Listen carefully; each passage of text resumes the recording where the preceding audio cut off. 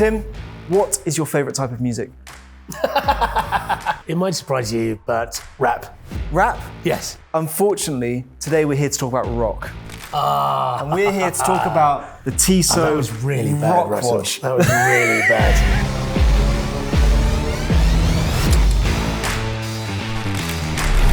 So, you're a big fan. You've been a collector of these for 10 years? 10 years now. Yeah. Crikey. I know, I'm an old bastard. Yeah, but you were into it before. I mean, people knew they were a thing. Like, Yeah. you were probably digging around and you weren't really finding Well, many you see, listings. I'm an 80s child, and Sure. I've got the double problem of also having the collector's gene. Yes. And so if I see a collection of interesting things, I will start to slowly amass things. Right. And I do it with Cartier. Yes, I've seen you do it with Cartier. Yeah. I do it with Lange. It's a real problem. I also have a little penchant for RockWatch. But I would say out of Cartier, out of Lange, the RockWatch probably has more variety and more kind of intrigue to dig into than all of those. Well, I mean, they're all effectively piece uniques. Yeah, which is the great thing about them. Yeah. Now, the Tissot RockWatch, introduced 1985. Tissot as a company, let's sort of cast our minds back to 85. You're a child of the 80s. Not a good time for the watch industry. The companies were on their knees at this point. 2 years before, 1983, these guys come along. Swatch, the second watch. Ernst Thomke, Nicholas Hayek, brainwave of an idea. Let's make cheap plastic watches. And they sell like hotcakes. Yes. They perform incredibly well. And Tissot had performed incredibly well previously. Like they had been a really good movement maker. Yeah. They had a great heritage. They'd gone back to the 1800s. They were a great, great brand, but they were on their knees at this point. The year prior, I think they'd sold just shy of 15,000 watches in a year. And that is rough. That kind of company operates best at scale. Absolutely, absolutely. And this is what we see here is the return to scale. Yes. There is a great story how they came up with this idea. Ernst Thomke, brainchild of the Swatch, right? He was the mastermind behind it, was getting drunk with the Tissot execs. And he was like, Tissot needs its own Swatch. Yeah. And he said, we're going to make a watch out of Swiss rock. And the Tissot execs look at him and they're like, are you sure? He's like, yes, we're going to do it. I don't know how many schnapps he'd had at this point. So they spend the next 6 months developing this, spending 5 to 7 million Swiss francs just to develop the machinery to bore out these cases. Yeah.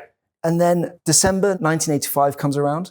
They re-enter the American market where they haven't been for 10 years. And not only do they enter with an investment of 5 to 7 million Swiss francs to make them, they spend 20 million Swiss francs on advertisements. Oh, yeah. The advertisers, they're so 80s, With the right? bloke and the dunk. Oh, so good.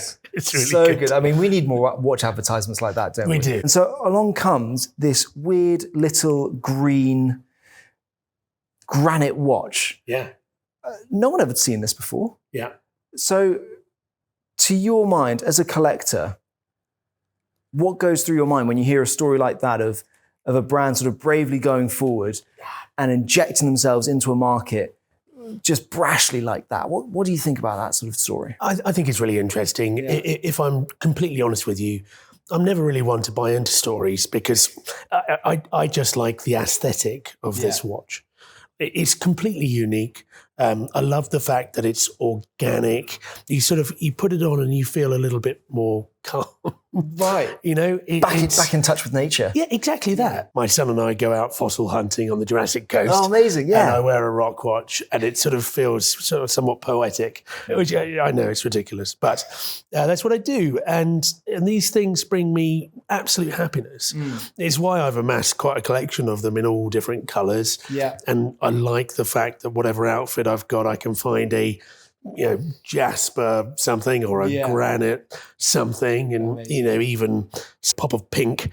Feeling a bit fruity. Yeah, exactly. Yeah, Why not? fantastic. Sometimes that's a good thing. I should point out to the viewers at home, this isn't just Tim's collection we've got here. No. This has come from probably what I believe to be the biggest Tissot RockWatch collection in the world, that was uncovered by one of our members of staff. Not you? Not me, no. Oh, yeah. Unfortunately You should have not. just told everyone it was you. Oh God, that would be good, wouldn't it? I'd be selling them off around the back of the studio. Major thanks to that collector for letting us borrow these watches, because it just shows the breadth that they achieved with this collection. Like every single watch looks different. You've got 2 green granites. I know. Nothing alike. Totally different. Incredible. Yeah. But they didn't just stop with rock. No, it did evolve quite a lot. I mean, it actually started off like in fairly local mountains that they were sort of buying chunks of. And then they went further afield globally. Yes. And some of these, particularly the pink one there, that's an Australian stone. But also there's all kinds Brazilian. of different... Yes. There's Italian. Yes. But then we move into what are the really rare pieces of the RockWatch family. Yes. The pearl watch. Yeah. And this is, I think, one of the most elegant watches I've ever held. Yeah, it's very cool. Yeah. Mother of pearl. Yeah. It's kind of everywhere. But to do a full case, and let's not forget here, the dial is part of the case. Yes. This is one solid piece on all of these watches. Almost all. Almost all. This one. And this one. Yes, of course, This one's got inlaid red jasper and onyx. Inlaid. That's very true. It's very rare. It is very rare. It's one of mine. You're very proud to point out. And you won't let anyone get away with you saying otherwise. No. I think one of the reasons I really love the RockWatch is because the way that they've attached the strap to it is really quite interesting. They have this base plate that they put the stone on. Yeah. Because stone is great in compression, but its tensile strength is actually quite weak. Yes. So if you were to try and tap into that, it would fracture and break and it wouldn't last. The idea is this thing is built to last. So they've got this really clever way of having, as you say, case and dial all in one, sapphire over the top, and the base plate with that ETA quartz movement topped onto it. Yeah. Really simple, but really clever design. But absolutely, they last the test of time. When it comes to pearl watches and wood watches, which we're coming on to, they are much more fragile and they're often fractured, cracked. So those 2 examples are really to special. see them in such sort of strong condition is fantastic. Very cool. And so they introduced the pearl, and then a year later they bring in wood. Yeah. And I mean, wood watches you can now buy on Amazon for tuppence halfpenny. But this was another first. Yeah. Which I think they're a bit more divisive. I'd say in the collectors community, it's not a the true wood RockWatch. I'm a purist. That's fine in many ways. In many ways, this is true. But they're still fun, and they offer a bit more creativity. Yeah, to the entire and they've line. still got that same characteristic of each of them is unique. Yeah. They've all aged completely differently. They're all like organic things. That one there is particularly special. You're a fan of this one? Yeah, because so many of the wood watches were redwoods, and that was fairly in vogue at the time. You even look at Cartier tank masts, and they had a wood dial plus the flanks of the tank were wood. Yeah, and it's just a colour that doesn't quite. They were all in teak, weren't they? No, not teak. It's a Brazilian redwood. That's rare. Those pearls are rare. Yes. But there's one more that's even rarer on this table. Really got my eye on. And you've been eyeing this up. I have. Since you walked in the room, yeah, you've had your eye on this watch. I could smell it from the door. And that's the Gold Rush. So I've collected for 10 years. Yeah. As I say, I've had notifications and search bots and things going for a long time, and I've yet to find one of these. Well, let me hand this to you so you can handle it. I might not You've got to give it back. You've got to give it back. I love the fact that these are very simple things, but this is like, the sort of Lamborghini of the RockWatch. Absolutely. It's so cool. And I love that they are not shy about telling you that it's 18 karat either. Oh, that 750 right on the dial. Yeah. You know what you're wearing. Yes. And there's a great parallel in the Swatch world to that platinum swatch that I was showing you earlier. I love that. I mean, what an amazing sort of amalgamation of two brands here that have clearly grown from really sort of struggling times to having the ability to make solid gold and solid platinum watches. Yeah, I love that. And there's a lot of variation along the way. Obviously, different stones, lots of geographical differences. One of the really interesting things that they did was to create these rock bracelets. Love these. So I've got one of these. This is a bit of a statement when you put it on. Yeah. I've yet to actually wear it out in public. Really? I'd say that actually for most of these rock watches, which is not to say that I'm ashamed of them. It's not that. It's just that there isn't always the opportunity to put these things on, certainly not in my line of work. They are time capsules in a way. Yes, they are, exactly that. They're sort of hewn from stone that was created millions of years ago. Yeah. But then they have been preserved perfectly in this new watch form. Yes. But the reason we're talking about RockWatch today, Tim, is that Tissot are bringing it back. You what? They are. No, I love How that. cool is that? Yeah. 40 years of the RockWatch journey. Oh, that's quite cool. So actually. December 1985, 40 years ago this December, this first one was released. And so to see them come out with this, a watch that symbolizes their growth from a brand that was on its knees to now being one of the biggest in the world, especially in terms of quantity, I think it's fantastic. I think it's a real symbol of Tissot as a brand. Yeah. But what's great about this watch is where they've sourced that stone from. Yes. And so to talk about that, we have a reporter in the field, Tim. No way. Yes. So we're going to throw over to Russell on top of a mountain.